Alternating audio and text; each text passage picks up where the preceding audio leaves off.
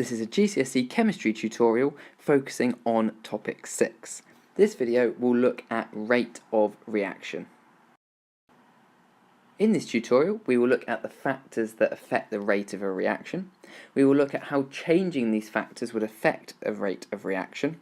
We will look at why changing these factors affects the rate of reaction by using both graphs and looking at particle theory. And we will use tangents to calculate the rate of reaction at a specific point. Chemical reactions can be endo or exothermic. If they are endothermic, this means they take in heat. Exothermic means they give out heat. However, rates of reaction can differ.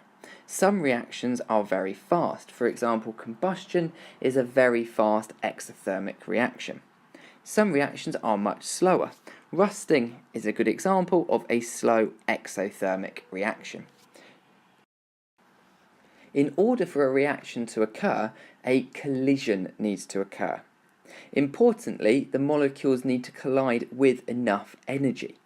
This energy is known as activation energy and is the minimum amount of energy required for the two particles to react.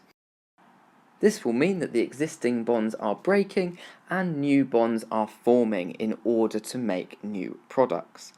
Not only do the molecules need to collide with enough energy, they also need to collide in the right orientation. When particles do this, they are said to have collided successfully. In order to react, successful collisions must occur. As a reaction occurs, to start off with, the reaction will be the fastest. This is shown on the graph where the curve is steepest. This is because the highest number of successful collisions are occurring. Over time, more and more of the reactant particles have already collided successfully and therefore reacted. This means that the reaction starts to slow down. This is shown on the graph as the curve becomes less steep. Finally, at some point, the reaction will stop. At this point, the curve is completely flat. The reaction stops because at least one of the reactants has run out. This is the reactant that is the limited reactant, as we looked at in a previous video. We can also compare two different rates of reactions on the same graph. Here we're given the data for two different experiments, A and B. A and B both produce the same amount of gas. However, we can see that the rate in A is greater. A is much steeper. The steeper the graph, the faster the reaction is. It also finishes at an earlier time. However, they both produce the same amount of gas. So how can we measure the rate of reaction? Well, the easiest way to measure the rate of reaction is using the following formula. This is the rate of reaction is equal to the amount of the reactant used divided by time. We could also work this out by doing the rate of reaction is equal to the amount of product formed divided by time. If the amount of reactant or product is a gas, then we would measure this in centimetres cubed. If it is a solid, we would measure it in grams. Time is usually measured in seconds. This means that the units for rate of reaction might be centimetres cubed per second or grams per second. We could also potentially measure it in moles per second. In all of these, we are looking at a change either in volume, mass or moles over a length of time. So, how could we affect the rate of reaction? What factors might affect how quickly a reaction occurs? You need to know about 4 factors. The 4 factors you need to know are concentration, or pressure if it's a gas, the temperature, the effect of using a catalyst, and the effect of surface area. We will look at each of these in turn. So what effect does changing the concentration, or pressure if it's a gas, have on the rate of reaction? The higher the concentration, the more particles are present in the same space. Likewise, if we increase the pressure, then we are forcing the particles closer together, so a larger number of particles in a smaller space. Because there are more particles, there will be more collisions. Because there are more collisions, there will then be more successful collisions. Remember that successful collisions are the collisions that occur when the particles have both enough energy to react, as well as colliding in the right orientation. Because there are more successful collisions, the rate of reaction increases. If we double the concentration, then we double the number of collisions, and therefore the rate of reaction will double. In conclusion, an increase in concentration or pressure will lead to an increase in successful collisions, leading to an increase in the rate of reaction. From this graph showing concentration against time, we can see that at a higher concentration, the rate is increased. We still produce the same amount of gas or have the same change in mole or mass. However, we get there quicker. A higher concentration, a higher rate of reaction. So what about temperature? Well, if we increase the temperature, we are increasing the heat energy or thermal energy that we are providing to the particles. This will in turn get converted into kinetic energy, meaning the particles are moving faster. A higher temperature, a higher speed of particles. Because the particles are moving faster, they will collide more often. Not only are they colliding more often, but because they have more energy, more of those particles will have the required amount of activation energy in order to collide. A higher temperature means more successful collisions, therefore an increased rate of reaction. So just as we had with concentration, an increase in temperature will also increase the number of successful collisions and therefore the rate of the reaction. Looking at another graph, we can clearly see that at an increased temperature we have a much faster rate of reaction. We still produce the same mass or volume of the product, however we produce this much quicker. Our third factor is surface area. If we break up a solid into smaller pieces, we increase its surface area to volume ratio. Here we can see we have a cube. If we break the cube into smaller parts, we increase the total surface area.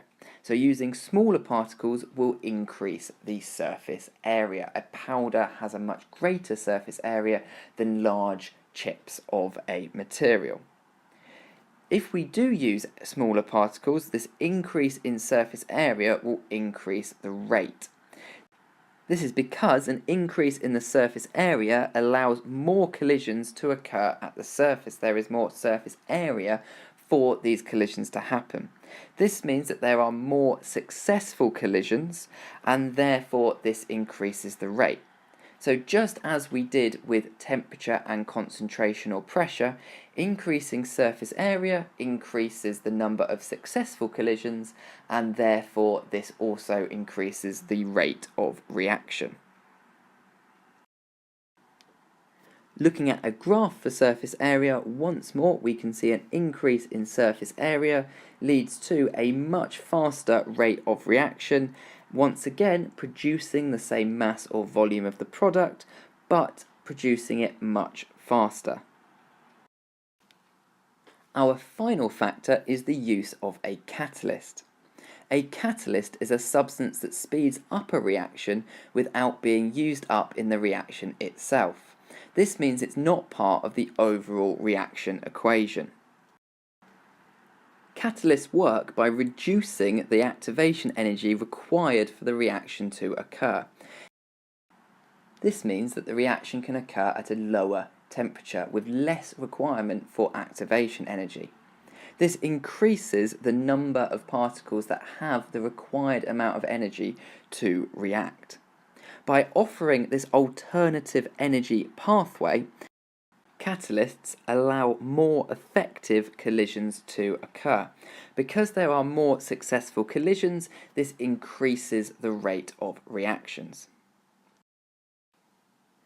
From the graph, we can see that when more catalyst is added, the rate of reaction for this particular reaction increases. Less catalyst, the reaction still happens, but the reaction is much slower. And then finally, with no catalyst added, the reaction is incredibly slow. It will eventually produce the required volume of oxygen, however, it will take much longer to do so.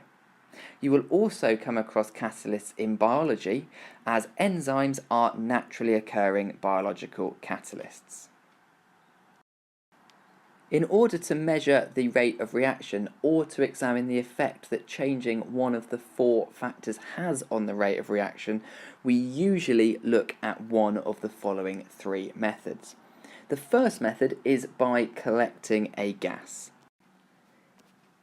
This is done via the use of a gas syringe connected to a conical flask which has the reaction mixture in.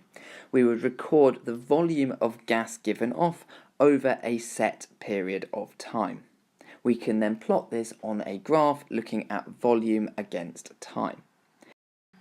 A second method is to measure the change in mass of the reaction mixture. In this case, the conical flask with the reaction mixture is on the top, with a cotton wool bung in order to allow the gas made to escape. We can then keep an eye on the change in mass until the reaction has completed. We can then plot a rate of reaction graph by plotting the change in mass against the time. Finally, we can observe either a colour change or the formation of a precipitate. If we are looking at a precipitate, this means that a solid is being made in the reaction and therefore the reaction mixture would go cloudy. This means that its turbidity is changing. It is important to note that using a colour change or a precipitate where it goes cloudy is very subjective. Different people might have different opinions on the colour change or at which point the solution becomes cloudy. However, it does not use any additional equipment. You could be asked to compare these different methods. So collecting a gas is quite accurate and you can take measurements at regular intervals. However, if the reaction is too vigorous, it could cause the gas syringe to blow the plunger out and therefore you would be unable to carry out this method. Weighing the reaction mixture is the most accurate, however it can take a long time. Also, if you are producing a toxic gas, this gets released straight into the environment. The precipitation method is the least accurate, however you can do it without any additional equipment. It's important to note that you can't plot a rate of reaction graph from the results of a precipitate reaction. We can only look at how quickly it turned cloudy or changed colour. In the exam, you could be asked to do some graph work. We're going to look at 2 potential experiments that you could be asked about. The first experiment you could be asked about is magnesium and hydrochloric acid. These react to produce hydrogen gas, as we looked at in a previous video. This is done using the gas syringe method. In order to do this, we would add our magnesium ribbon to our hydrochloric acid.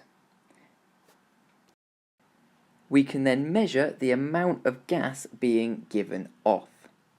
We would then plot a graph of the volume against the time, and then we could repeat this for increasingly concentrated hydrochloric acid. We would need to keep the mass of the magnesium the same each time in order for this to be a fair test. We could also carry out this experiment using the measuring the mass method, as we would be able to measure the change in mass caused by the loss of the gas. You could also be asked to look at the reaction between sodium thiosulfate and hydrochloric acid. In this, a yellow precipitate of sulfur will be made. Both of the initial solutions are clear, so we are looking at an increasingly cloudy mixture. In order to measure this, we would place a piece of paper with a black cross drawn on it below the flask, adding in the hydrochloric acid and starting the stopwatch. We would time until the cross could no longer be seen. We can plot this against an increase in concentration. This, however, is not a true rates graph, as we have time on the y-axis and not on the x-axis. For this experiment, they would expect you in the exam to talk about how these results aren't necessarily accurate, as different people will have different interpretations of when the cross disappears. We will finish this tutorial video by looking at how to calculate reaction rates from a graph. The easier of the two methods that you need to be able to do is to calculate the mean reaction of a graph. Here we have a sample graph for the reaction of magnesium and hydrochloric acid. We have the volume produced against the time in minutes. Although this is time in minutes and not time in seconds, unless you are asked to convert them, you can keep them exactly the same. For this first question, we're going to look at the mean reaction rate. This means that we're looking at the change in volume over a certain time.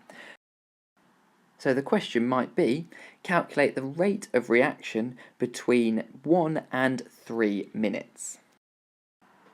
In order to do this, we first need to find the volume at both 1 and 3 minutes.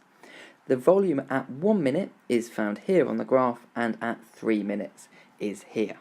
This gives us the values of 19 centimetres cubed for 1 minute and 36 centimetres cubed for 3 minutes.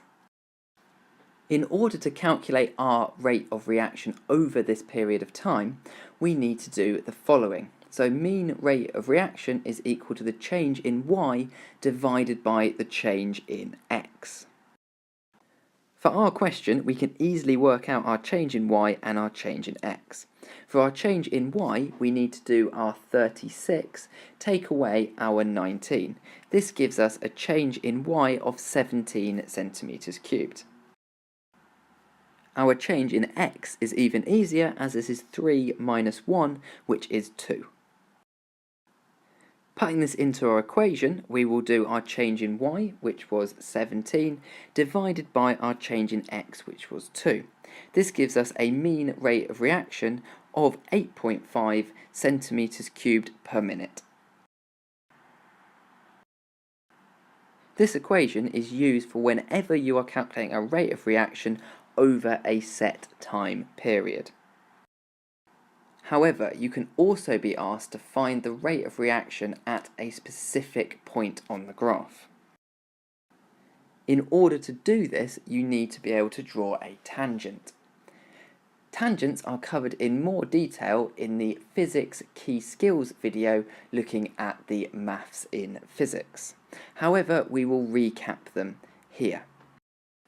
You need to draw a tangent if you are asked for the rate of reaction at a specific point on the graph. For example, what is the rate of reaction at 2 minutes? In order to calculate this, we need to draw a tangent. A tangent is a line that touches the curve at one point. We know that the point we're interested in is 2 minutes, so we're going to draw one straight line at 2 minutes. Our next step is to convert this line into a triangle. This allows us to easily work out our change in y and our change in x. In this case, our top value for y is 41.5. Our bottom value is 29, so we need to do 41.5 minus 29, giving us a change for y of 12.5. For our change in x, our top value is 3.7 minutes and our lowest value is 0.5 minutes. 3.7 take away 0.5 is 3.2 minutes. In order to work out our rate of reaction, what we're doing is finding the gradient. To do this, we are going to do our change in y divided by our change in x, just as we did on the previous example. For our example, that means doing our change in y, our 12.5 centimetres cubed, divided by our change in x, which is our 3.2 minutes. So 12.5 divided by 3.2, giving us a rate of 3.90625, or 3.91 centimetres cubed per minute, to 3 significant figures. In the next video, we will look at reversible reactions, including the Haber process.